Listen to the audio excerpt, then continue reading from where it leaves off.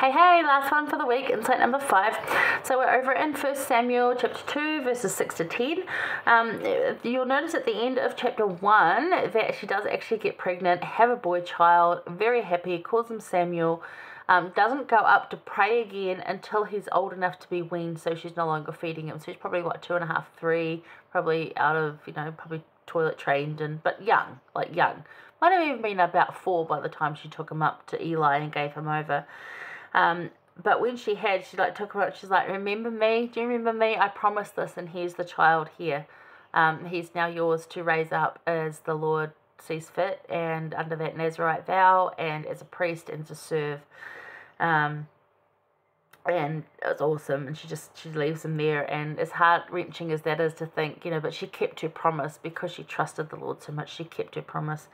In chapter 2, she starts singing to the Lord, and does she say some beautiful words. So we're going to look at some of that before we go on, and also to note that she has more children, which is just wonderful. I think that's just like the cherry on top of all the goodness after all the sorrow, right? We're going to specifically look at 6 through 10.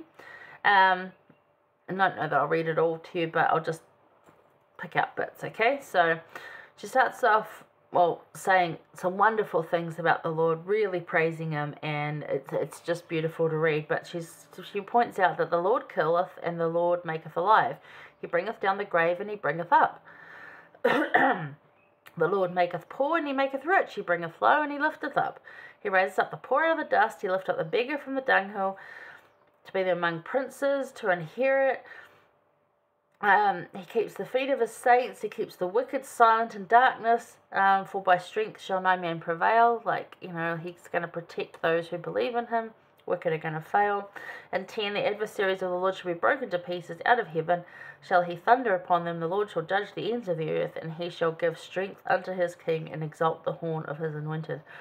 Meaning head, not actual horns. Right, got it? Okay.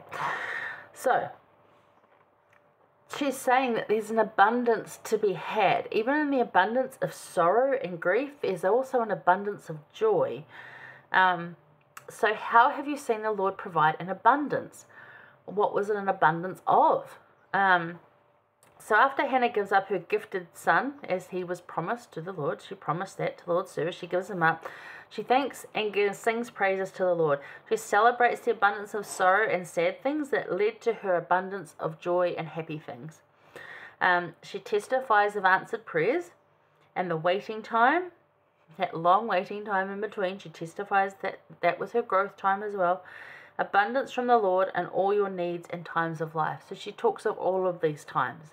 It wasn't just abundant in the times of good abundance. There's also sorrowful abundance. There's like the Lord does both. He provides, but he'll also take it away. He'll make you wait, but then he'll also provide it before you think he's going to. So it's just like, it's to trust in he knowing best. Absolutely. But when have you seen him provide an abundance for you? Because there's lots of different types.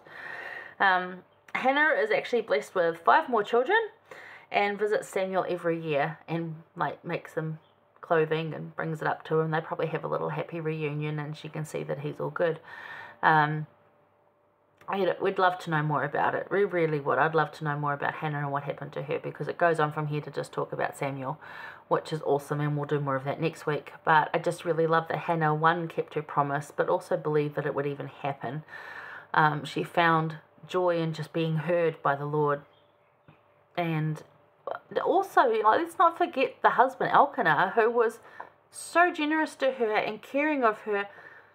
Even if she didn't provide children, he didn't care. He just loved her. There are outstanding guys out there. They do exist, people. They do. So, Hannah's faithful supplication and faith definitely brought her an abundantly fruitful life. It did happen. So even though she gave that something up, she gave that abundance up that she had been blessed with. And it could have caused her another abundance of sorrow, but it didn't. It continued to cause her an abundance of joy, knowing that Samuel was doing good for the Lord and would be, and to have she counted it a privilege and an abundance of blessings to have a son that was going to do that.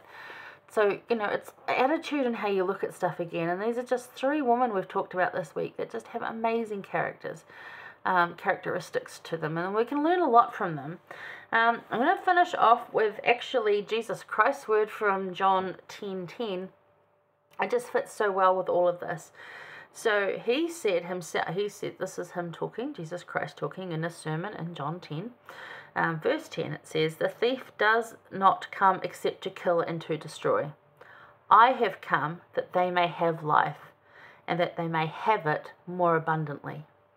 So he's saying to us, you know, the thief comes to destroy and to kill and make everything miserable. I've come that you can have life, but not just life, that you can have it more abundantly, that your life can be abundant and full of all sorts of things, not just joy, but sadness. You can know the sorrow, because if you know great sorrow, you also know great joy. There's that opposite going on everywhere. If you know great pain, you also know how good it feels when there's no pain. Or on the days when there's less pain, you're just like, whoa, mate, right? So we can have it more abundantly. We can feel it. There are times of famine when we go without, but then there are times of great feasting when we are blessed with amazing good stuff. So, you know, there's abundances everywhere, but we can live it more abundantly. We can really enjoy life. Despite all the ugliness, we can find joy and happiness and find that peace and amongst all of the icky.